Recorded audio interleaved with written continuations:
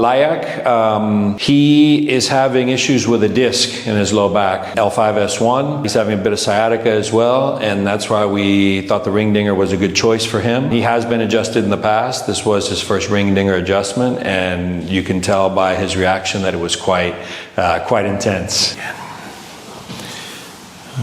Okay. Esto aquí. No tienes que hacer nada más que respirar, ¿vale? Vale. Sigue respirando como normal. ¡Au!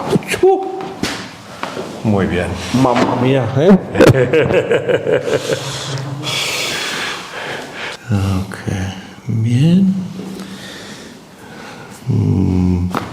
Bien. Aquí también.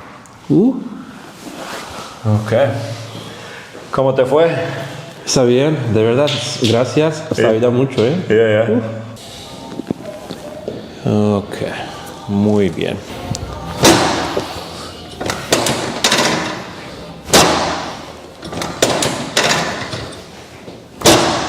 Bien. Baja el pie. Muy bien. Bien. Oh. Boca arriba. Saque el aire. Y listo. Ok, como nuevo. Wow, oye, de verdad.